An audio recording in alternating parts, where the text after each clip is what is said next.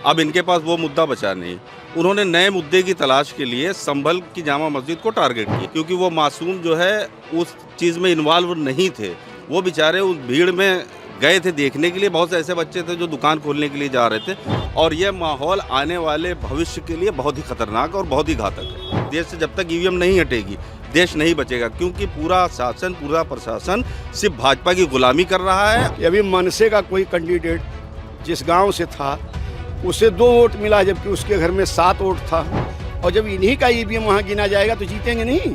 चाचा, ये सवाल तो उन राज्यों में उठना चाहिए जहाँ विपक्ष जीत जाता। अरे जो अधिकारी कहता वही करते हैं, वैसे चुनाव आयोग इनका क्लर्क है। कांग्रेस ईवीएम का विरोध कर रही है, कांग्रेस ईवीएम को लाने वाली भी है। अरे भाई, आपको अगर मशीन पे जनता वोट दे रही है तो बैलेट पेपर पे भी जनता आपको वोट देगी। दूध का दूध, पानी का पानी हो जाएगा। नमस्कार, मैं हयात अब्बास और आप देख रहे हैं 4PM न्यूज़ नेटवर्क। संभल की घटना जिस तरह से हुई, जिसके बाद सवाल उठ रहे हैं संभल में किस तरह से सर्वे के बाद इतना जो तनावपूर्ण स्थिति हो गई, 5 लोगों की मौत हो जाती है। क्या ये सिर्फ सत्ता हासिल करने की 27 की तैयारी है बीजेपी सरकार की? लगातार विपक्ष निशाना साध रहा है कि ये जिस तरह से पूरा प्री प्लान करके किया गया है, ये इस घटना को अंजाम दिया गया है कि एक बार फिर से हिंदू मुसलमान की आग लगाई जाए और नफरत करवा के लोगों को बांटने का काम किया जाए, क्योंकि चुनाव है, वोट है, और वोट बैंक उनका हिंदू खतरे में है या फिर धर्म खतरे में है। इस तरह की तमाम बयानबाजियां होती रहती हैं, लेकिन जो 27 को लेकर ये पूरी बीजेपी की तैयारी है। जान लेते हैं लोगों से कि इस पर क्या राय है। सर, कैसे देख रहे हैं संभल की घटना को? लगातार विपक्ष की तरफ से तो यही कहा जा रहा है कि ये घटना सिर्फ और सिर्फ इसलिए कराई जाइए कि हिंदू मुसलमान एक बार फिर से बढ़ सके। देखिए, 2024 के चुनाव के बाद जो स्थिति उत्तर प्रदेश में उत्पन्न हुई है, उसको देखते हुए ये एक प्रायोजित प्रोग्राम था संभल का। यहाँ पर अभी आपने देखा होगा सुप्रीम कोर्ट ने जो जजमेंट दिया था ज्ञानवापी के मैटर पे, अब इनके पास वो मुद्दा बचा नहीं। उन्होंने नए मुद्दे की तलाश के लिए संभल की जामा मस्जिद को टारगेट किया है, जबकि मोहन भागवत ने, आपको याद होगा, चुनाव से पहले ये कहा था, ये उनका खुला स्टेटमेंट था कि हर जगह, हर मस्जिदों के नीचे शिवलिंग मत ढूंढें लोग। उसके बाद ये चुनाव हुआ।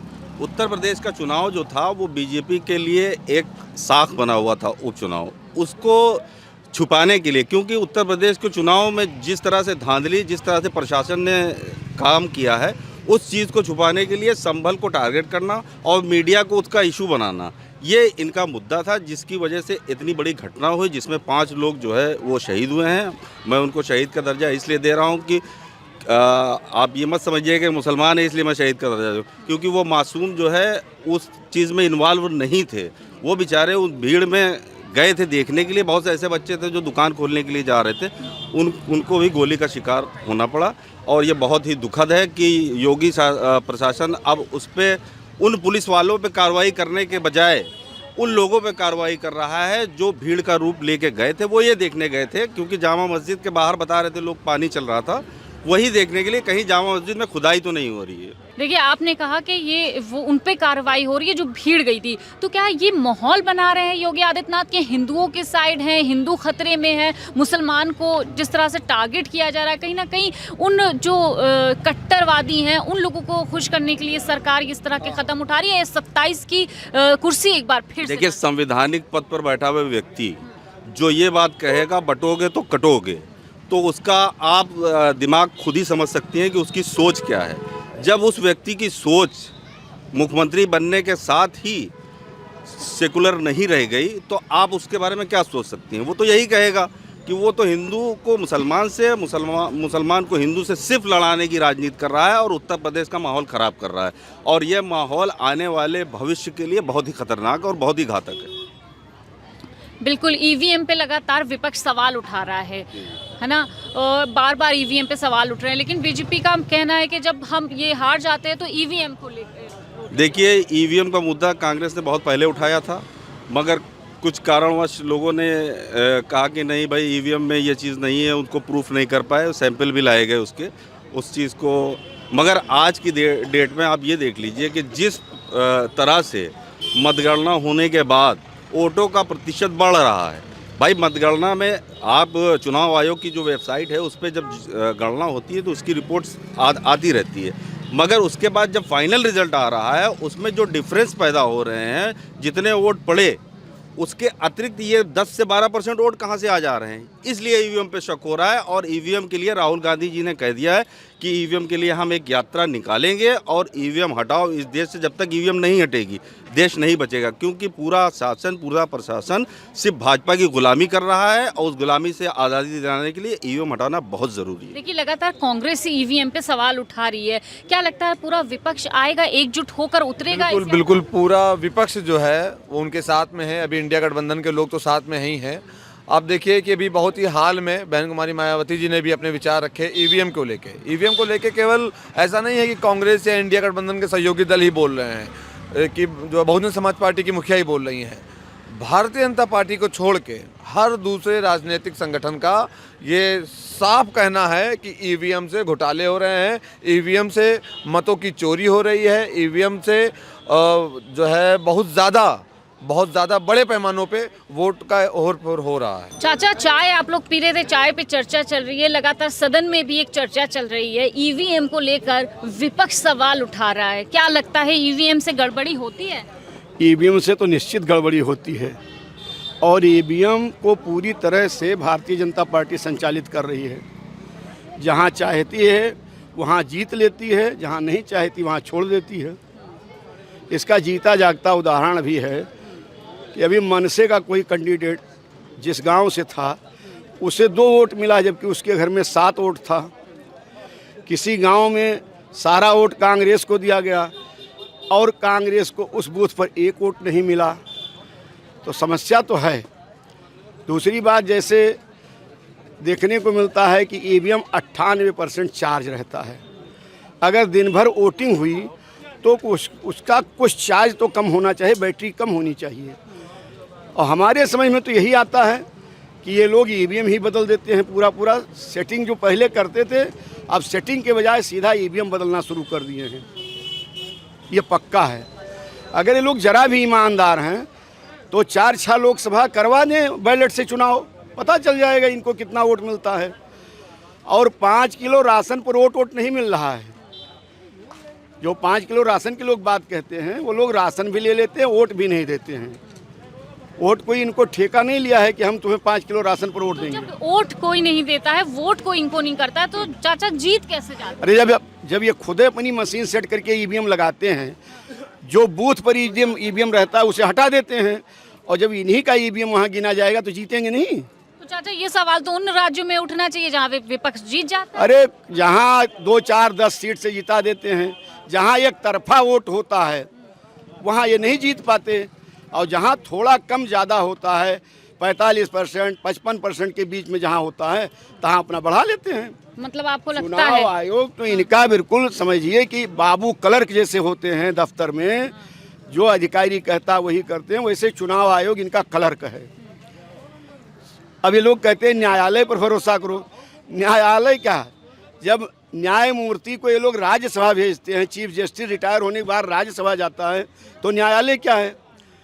35-35 साल के मुकदमे पड़े हैं और न्यायालय की दुहाई देते हैं। तो ये सब सूझबूझ से गड़बड़ कर रहे हैं और कहीं कुछ दिक्कत नहीं है। ईवीएम हटा दें, ये तुरंत ही चुनाव से हार जाएंगे।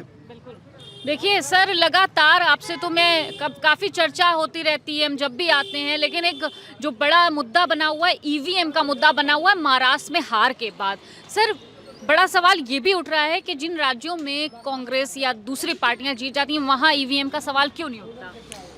देखिए, माननीय न्यायालय ने भी इस तरह का प्रश्न उठाया है, चुनाव आयोग भी इस तरह की बात करता है, लेकिन जब ईवीएम पे शंका हो और शंका कई तरह से अपना स्पष्ट हो जाती है, कहीं कहीं बैटरी की शिकायत की 99%, और चुनाव के ख़त्म होते ही जो स्ट्रांग रूम में के लिए जो ईवीएम मशीनों का बाहर पाया जाना, इधर से उधर होना और वोट परसेंटेज का बढ़ा दिया जाना, ये सारी समस्याएं हैं जिसका जवाब चुनाव आयोग अभी तक नहीं दे पाया। अब रही बात कि जो ईवीएम मैनेज कर रहा है, तो वो इस बात का भी मैनेजमेंट कर सकता है कि अगर 4 राज्यों के चुनाव हो रहे हैं तो चलो भाई एक राज्य का जो है जीत फ्री कर दो, वो विपक्ष को दे दो, बाकी 3 राज्य अपने खेमे में ले लो। बड़ा राज्य है तो उसको अपने खेमे में ले लो, छोटे राज्य को विपक्ष को रेवड़ी की तरह दे दो। इस तरह की भी तो प्लानिंग कर सकता है। और ये सारी शंकाएं हैं जिसका समाधान चुनाव आयोग नहीं कर पा रहा है। रही बात ईवीएम की, ईवीएम जहाँ से आती है या जिन पश्चिमी देशों ने इस पर विश्वास किया उन लोगों ने इसे क्यों हटाया, ये भी एक विचारणीय प्रश्न है। और हिंदुस्तान इतना कैसे भरोसा ईवीएम पे कर सकता है जो कि विश्व का सबसे बड़ा लोकतंत्र है। ईवीएम की विश्वसनीयता जो है वो खतरे में है।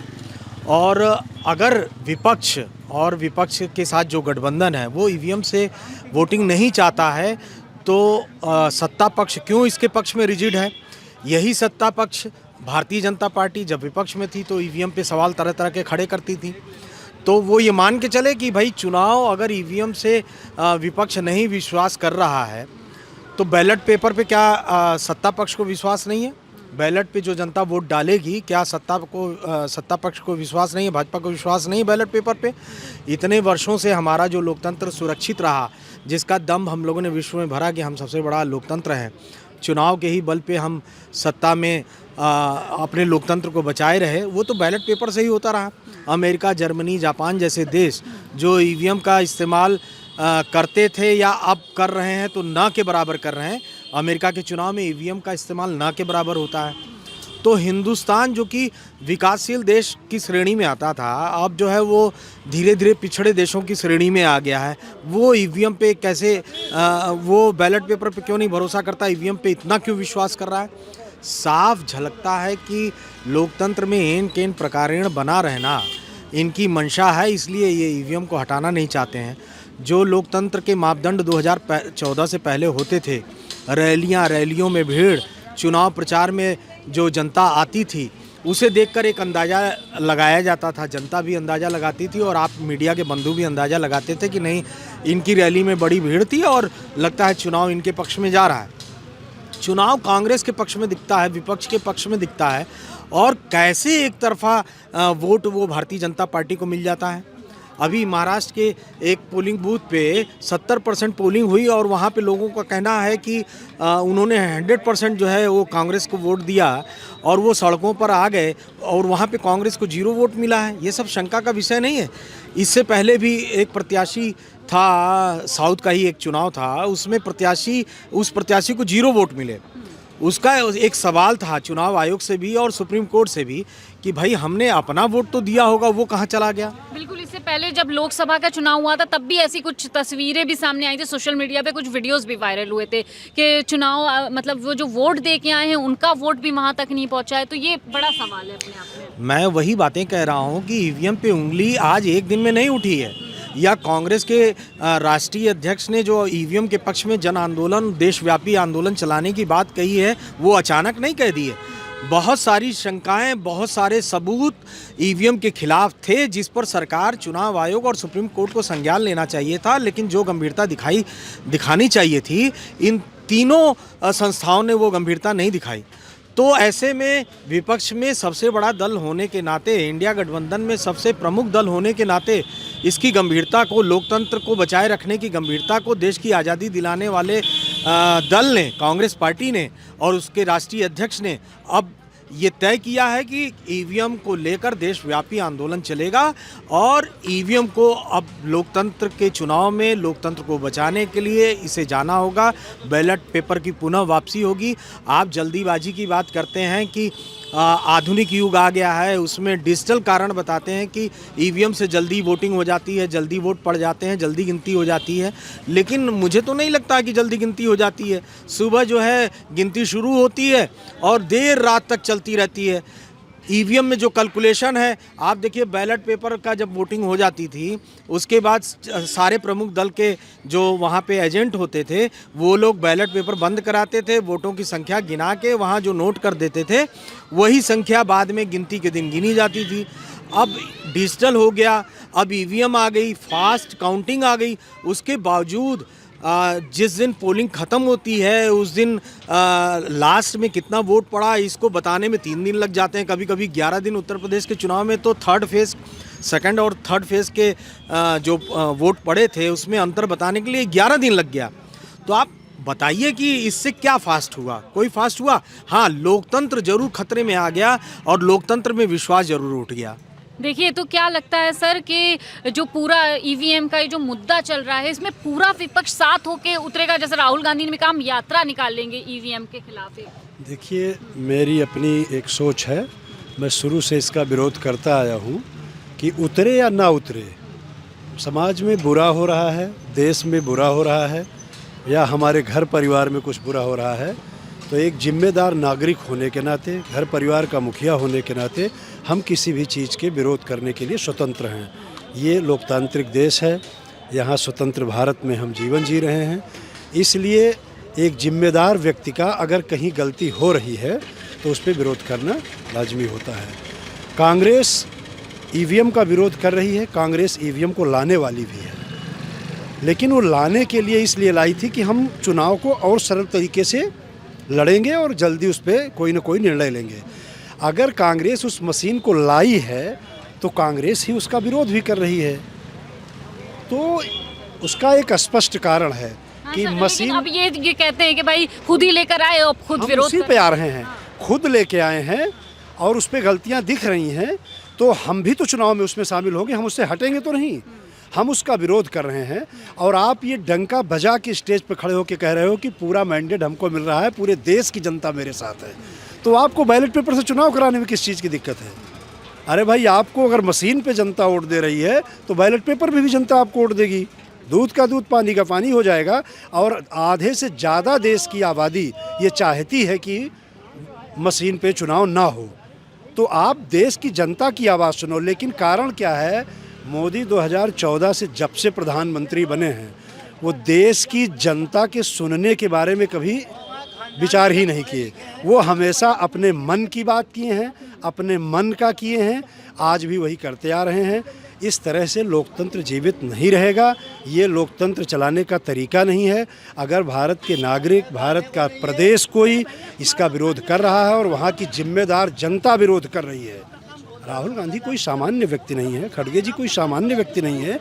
आज वो नहीं 125 करोड़ तो कम से कम आधे जनमानस या आधे से ज़्यादा जनमानस के लीडर हैं, उनको ये देश लीडर मानता है। वो शहीदी परिवार से गिने जाते हैं जो इस देश के लिए खून पसीना अपना फेंका है, जिनको प्रधानमंत्री रहते हुए 2-2, 3-3 लोगों को, उनके सत्ता के लोगों को लोग गोलियों से भून दिए हैं, बमों से उड़ा दिए गए हैं।